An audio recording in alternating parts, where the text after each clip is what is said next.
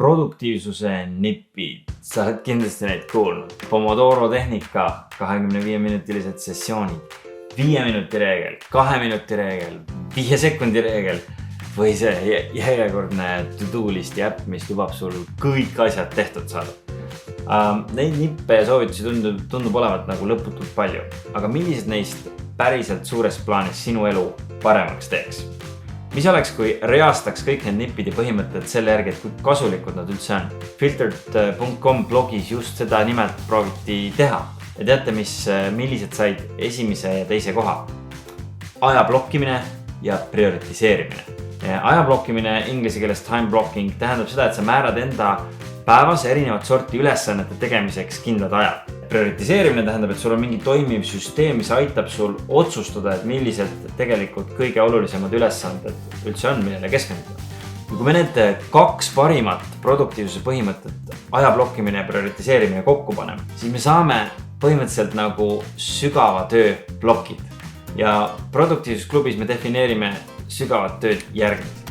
Sa keskendud ühele kõrget väärtust loovale ülesandele ning ei ole ühtegi segajat, mis võiks võtta sinu fookuse. Ehk siis sa oled nagu prioritiseerinud oma päeva kõige olulisema ülesande ja sul on aja blokitud siis kindel aeg, mil sa keskendud sellele täielikult.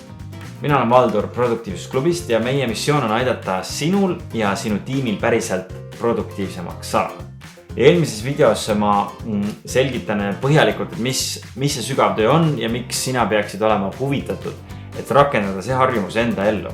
Ja kui sa pole seda veel näinud, siis ma soovitan alustada sellest, et link on videokirjelduses olemas. Kas sa oled tundnud, et sinu keskendumine on pidevalt häiritud ja sa ei jõua tihti nende süvenemist nõudvate ning oluliste ülesannete tegemisel? Kui sa tahad seda muuta, siis vaata edasi ja ma õpetan, et kuidas teha plaan, et päriselt sügav töö enda elus toimima panna. Miks teha plaan? Sest on leitud, et tõenäosus mingi muutus edukalt oma elus teha suureneb kordades, kui sul on konkreetne plaan. Teadlased kutsuvad seda rakendamise kavatsuseks, inglise keeles implementation intention. Ja selleks, et aidata sul see läbi mõelda, me räägime siis 4 punktist, mida sina tahad enda jaoks nagu paika panna ja läbi mõelda.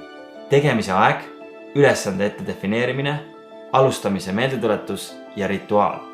Ja me oleme valmistanud ka sellise täidetava PDF-i, nii et kui sa soovid, et kõik vajalik info oleks sul ühe lehe peal olemas, siis tõmba see video kirjelduses oleva lingi kaudu alla.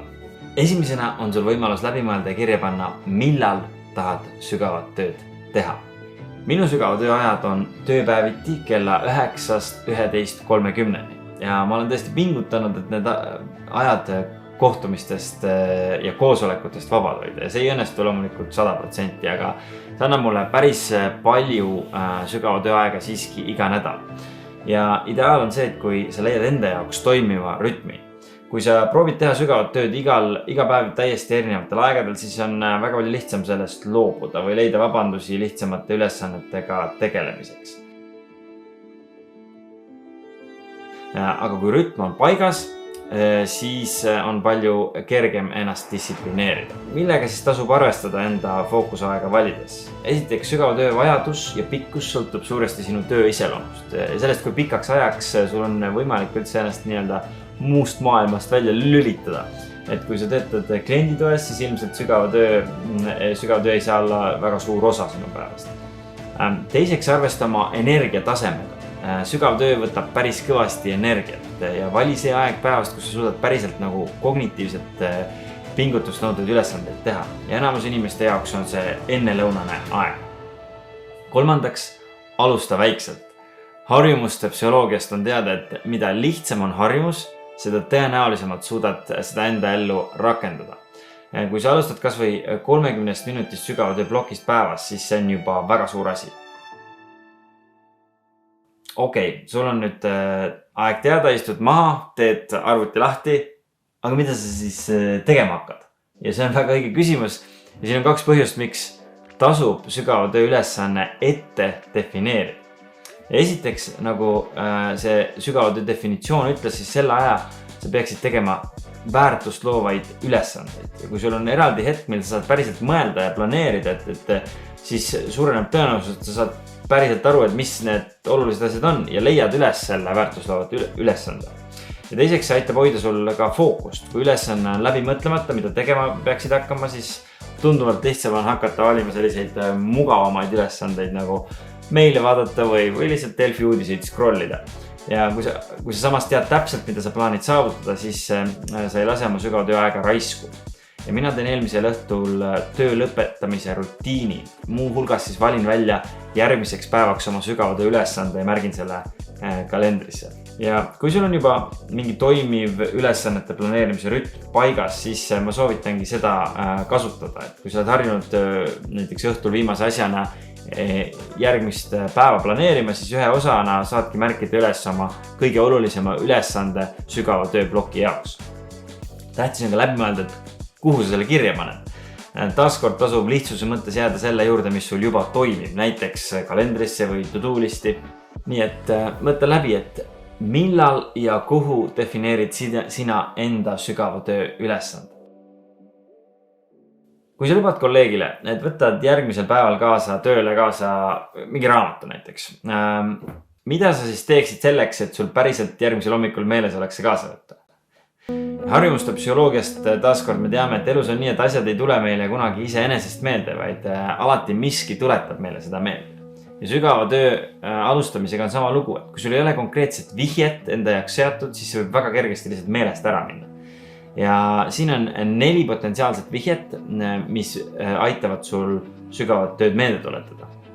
Esiteks eelnev sündmus. See toimib hästi sellel juhul, kui sul on mingi regulaarne rütm enda sügavaks tööks. Minu kolleegil Arnol on näiteks nii, et ta tuleb tööle, vaatab kirjakasti üle ja alustabki sügavat tööd. Alati kindel rütm paigas. Või siis kalender. See toimub juhul, kui sa oled harjunud nagu pidevalt kalendri järgi elama. Tugev ohukoht on see, et kui sa paned endale selle sügava töö aja kalendrisse uhkelt, aga tegelikult hakkas seda eirama, tegelikult ei tee seda, siis kaotab kalender sinu jaoks usaldusväärsuse. Nii et me soovitame seda kasutada ainult juhul, kui sul on juba harjumus kalendrit aktiivselt kasutada, sa oled valmis päriselt seda aega austama. Äratuskell või märguanne. Nende sadade märguannete hulgast, mida inimesed pidevalt saavad, oleks lõpuks ometiks nagu tõeliselt kasulik meeldetuletus, et nüüd on aeg meeldetuletused välja lülitada ja millelegi kasulikule keskenduma hakata. Ohukoht on muidugi ilmselt see, et märguanded võivad hakata närvidele käima. Aga minul lähevad telefon ja arvuti automaatselt kell 9 hommikul do not disturb režiimi ja see ongi vihje, et sügava töö aeg on käes. See on nagu märguand. Jooksvalt kella jälgimine. No siin võib kohe öelda, et ega see hea variant ei ole, sest kella põrnitsemine võtab su tähelepanu ja see võib meelest ka ära minna. Samas, kui sa oled harjunud sellisel viisil näiteks kohtumisi meeles pidama, siis miks mitte kasutada seda. Tähtis on, et sa leiaksid sellise viisi, mis ei nõuaks nagu liiga suurt muutust veel eraldi sinu jaoks. Mõtle läbi ja võite siis kirja panna, et mis tuletab sulle meelde, et sügava tööaeg on käes. Viimane punkt on alustamise rituaal. Mis on rituaal? Autor Greg McKeown toob oma raamatus Effortless välja, et rituaal ei ole lihtsalt nagu harjumus. Mõlema puhul on nagu sarnane see, et ma teen tegevuse X, siis sellele järgneb tegevus Y. Erinevus on see, et rituaal pakub sügava psühholoogilise rahulduse, mida tihtipeale lihtsalt automaatne harjumus ei paku. Rituaal annab harjumusele tähenduse. Ja McKeown ütleb, et see on otse kui hingega harjumus ja ma täitsa usun, et on õigel teel. Minu jaoks algab sügav töö kohvi toomise rituaaliga, et hommikul kiire kirjade vastamine on tehtud, telefon arvuti lähevadki siis mitte segada režiimi ja seejärel ma siis kõnnin mõnusasti üle tee asuvasse suurepärasesse 3 tilli restorani ja tellin kreemika vahuga värske latte ja siis ma istun uuesti maha, olen valmis alustama päeva kõige raskema ja olulisema ülesande. Ja kogu see protsess on minu jaoks suurepärane ja nauditav rituaal, mis paneb mind siis valmis selleks eelseisvaks tööks. Ja rituaali tegemine on oluline ka selleks, et oleks selgelt tõmmatud piir, et nüüd on nagu see sügava tööaeg. Muidu võib juhtuda, et sa teed järjest mingeid jooksvaid ülesandeid, oma tööd ja sa ei saagi aru, et nagu midagi oleks teistmoodi. Ja eriti tähtis on see rituaal siis, kui sa teed sügavat tööd muude asjade vahele, et muidu võib minnagi väga ebakonkreetseks, teed seda kuidagi poolikult ja on kiusatus hakata tegema mingeid kergemaid asju. Sinu jaoks võib olla midagi hoopis muud kui kohvi tellimine. Võib-olla see on üks korralik ringutus, võib-olla pidulikult tuunatustöör või nupu vajutamine. Jaan Aru on öelnud, et tema paneb Arvo Pärdi muusika käima. Täitsa võimalik, et sa tahaksid teha nagu vana hea Ludwig van Beethoven, kes siis väidetavalt luges käsitsi igal hommikul oma kohvi jaoks täpselt 60 kohvi juba. Aga ilmselt tasub jälgida, et kogu sügava töö aeg nagu rituaali peale ära ei lähe. Ja mõtle ja pane oma plaani kirja, et milline võiks olla sinu sügava töö alustamise rituaal. Super, nüüd on plaan olemas ja saab seda päriselus testima hakata. Aga võib-olla sa märkisid, et üks väga oluline teema on katmata. Selleks, et sa saaksid tõeliselt sügavuti keskenduda, on vaja luua vastav keskkond. Ja seega vajuta julgelt subscribe, et sa näeksid kohe, kui uus video on väljas, sest järgmises keskendumise videos me näitamegi, et kuidas sa võiksid efektiivselt blokeerida oma märguanded ja luua keskkond, kus sa saad olulised asjad tehtud. Tšau!